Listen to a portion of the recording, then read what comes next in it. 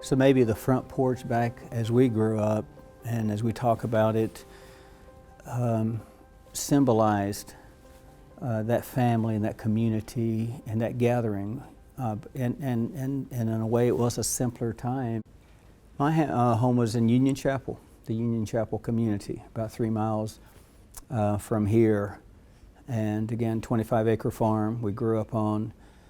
And so my memories are of Union Chapel as well as the Prospect community and the Pembroke community. So we would go from Union Chapel on Sunday morning, Sunday night, Wednesday night to Prospect Church. That was my socialization, I guess, to learn to work with those three groups of students. But I felt most at home at Union Chapel, because that's where I obviously spent most of my time. And so on Sunday, my memory is that after church, Sim, I want you to take me to my to the old home place. And so Sim would get us in whatever car we had at that time, and I remember a Ford Falcon and a Chevrolet station wagon. And if you can imagine a Ford Falcon, very small, and 7 kids getting into the Ford Falcon. But anyway, he would take us down to her parents', which was farther into Union Chapel. And I remember this long, winding dirt road that we would go, and there was a bridge, a wooden bridge over a creek, and he'd slow down really slow because it was a wooden bridge that needed repair. And so we would go down, and on Sunday he would drop us off and then go and leave and usually go back to church or go back to Prospect and do something, and then about 5 or 6 that day come back and pick us up. And so I remember that front porch a lot, and those that was where my parents and all her brothers and sisters and my granddad and grandma would spend sitting there talking while we played in the sand pile. There was a sand pile down from their house, and we would go and put the sand over your foot and create the little, what did you call them? Molds. Yeah, or you'd go down and these little bugs had dug created little trenches, and you'd go down and dig them out and so forth. We'd always make forts. You'd create. We were good about finding things to do back in those days. We could make great forts with sand. We didn't need toys and all this stuff. Get the water from the koi pond and sand, and you could do anything. Like Rebecca said, the old tires. I mean, that was a treat to have an old tire, and if you had 3 or 4 of them, man, you could do all kinds of stuff with those things and put them on top of one another, get down, and there, it was just fun. So a lot of my stories relate to hearing them talk about so-and-so at the church, and this is going on, and very few scandals though. Like today you hear all these things that are going on with people in their lives. Again, it was more positive. So-and-so did this. If there was a death, that was always a topic of conversation, and how did they die, and what were the circumstances down to the very last breath, and who was there, and then if that person had a life where they had done something in the community, that was relived and retold, and sometimes the good that people do is remembered, and there was very little bad. As I recall, that people always seemed to be good people, and they lived a good life, and they had a good impact in the community. If you heard that someone was sick, someone had died, if there was a wedding, something that had gone on, food was usually, people didn't have a lot of money, but you could cook and put together something relatively quickly and inexpensive. I can remember so many times that something had gone on, and so Mom was in the kitchen, and you'd smell this food, and you'd thinking, oh boy, this is going to be a great dinner, and then Dad would pack it up and take it somewhere, and then what we ate was not that, and it was a bit of a disappointment. But you knew that someone was sick, or someone was in need, and the community would rally around that person to take care of. I always remember, I mean, if it was a cake or a casserole or something, you know, fried chicken or whatever, if someone was in need, I always remember my mother doing that as well as my grandmother. When I think back to my childhood, I remember that routine that I could depend on.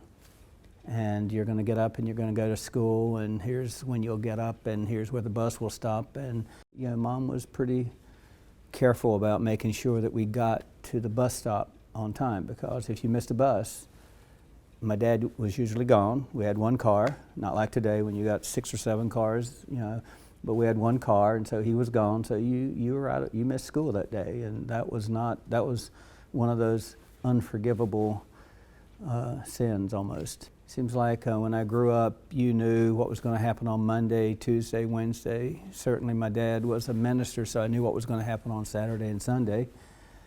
You know, his commitment to his church was without end and without fail.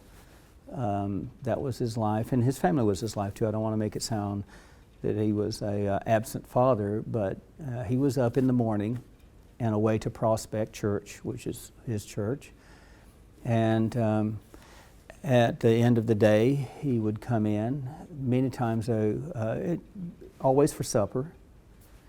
Seemed like I do remember that getting up in the morning, there was a breakfast, biscuits, syrup, and eggs or sausage. And then at dinner time, there was always a predictable dinner. And then that's when you might find your way going out to the porch. And Dad was home. I do remember most of the time he was home for supper. Now, he might leave and go back to the church, or he might leave and go to the hospital to visit someone. But if he stayed, we're all on the porch. And I remember it being many times after working. We had a 25-acre farm, so we had tobacco and corn and cotton, cucumbers. And so often after, in the summertime, after we've worked all day, the front porch is where we ended up. And there wasn't sometimes not a whole lot of talking. It was just sitting there. And the kids would be playing, despite the fact we had worked all day. We still had energy. And the front yard was all grass. We had a tobacco barn, and we had a pack house behind our house where we would store tobacco and stuff. And there are 2 shelters on both sides of the pack house. And I would rake underneath those shelters and rake underneath the pack house, because it was a couple of feet off the ground. And by end of Saturday, my backyard looked pretty good. I was pretty proud. He still rakes to this day like that. I've done a lot of raking in my life. He was out there yeah. I do. I find working in the yard therapeutic, because you forget a lot of things and you can focus on. I remember playing on that grass and running almost without, like you had all the energy in the world, and you never got breathless. And so the routine is what I think about when I think about growing up. And the front porch was part of that. We're on the front porch, the rocking chairs, you know, the old tin rocking chairs that they would have, and sitting in those. And the columns, the kids would sit down on the columns and sit there and listen to, you know, our grandparents. And there were not many of the kids who would come. I was probably one of, and I had a couple of other cousins who would come and sit and listen to all the stories. The boys were out running around and doing other things, but it was usually just 2 or 3 of us that would sit there and listen to the stories. Probably Aunt Mavis was the best storyteller. And Granddaddy could tell some stories too. And his were mostly all ghost stories. He loved to tell ghost stories about things that he knew about when he grew up. And so, yeah, Granddaddy was a great storyteller. I remember one story. Grandfather, he had gone somewhere, had spent the night, and but he was not in town, so grandmother was left there with just the kids. And grandmother was scared. She was, you know, a lot younger than Granddaddy, so she was almost like, you know, growing up with them too. So she was always afraid of things. And she said they were sitting in the house and they heard something, like it was thrown against the wall. And they all jumped up, got scared, and started running to someone else's, I think it was her sister's house, who lived down the road. And then when they got there and they started talking about it, they realized it was one of the kids who had thrown something and caused them to be afraid. So it was nothing in the house. So, but that's one story they always laughed about. So I grew up in the Hoppers Ferry community out on Old Baker Road, is what it's known as today. And it was Mr. Baker owned a lot of the land over there. He had a plantation, and that's what my grandfather bought. Grandfather grew up in the Union Chapel area, or rather Mount Airy, and bought the property from Mr. Baker and farmed it. Had to clear a lot of the land because a lot of it was still in trees. And my mother talks about how they, as a girl, she would go out and help, clear the land, cut the trees, and do whatever she could to do to make it into farmland. So it was probably about a 75-acre farm over there. And then he eventually sold some of it to other people, and then gave all the sons land to live on. Back then it was like you gave the sons the land and the daughters had to forage for themselves if they got married, I guess. So everyone would go to church on Sunday, come home, eat dinner, and then we would all gather at my grandmother's. And if it was the winter, we went inside by the fireplace and talked. And as a child, I waited there for each one of my aunts and uncles to come, and to sit there and listen to their stories on Sunday afternoon was just priceless. But the laughter, sometimes they would laugh so hard. I had one aunt who would always, she'd fall to the ground just laughing at things that they had done and talked about their past growing up. I think there's no amount of money, no success that can take the place of spending time with family. And I think that's what we do today. I mean, we love with our children. We would much rather be with our children than to go to an outside event or go somewhere on the weekend without them. We would rather have them with us. Even taking them on our anniversary, it's everyone goes. It's just, I just feel like spending those times together and recreating those stories for them to tell, and those memories that they will have to share with their children. So yeah, I think it comes down to family and that closeness. And Rebecca's right that I think we are now creating, without the front porch, our own memories in today's world in a different way. And we just love to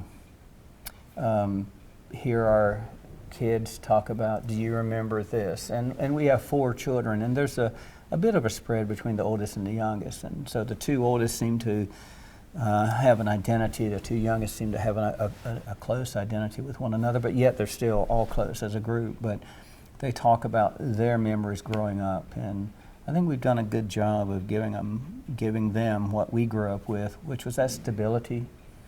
Again, as I look back on my life and I compare it to today, it just seems like we live such a fast-paced life, and just from one thing to another.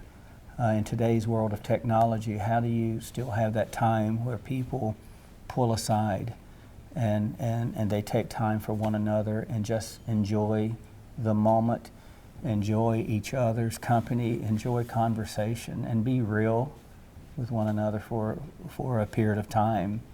Hopefully people still have their own front porch. Is important. I think it's important especially for children as they grow up, to have that stability and to have that community. And I guess it's important for we as parents and grandparents to create that for our families in today's world.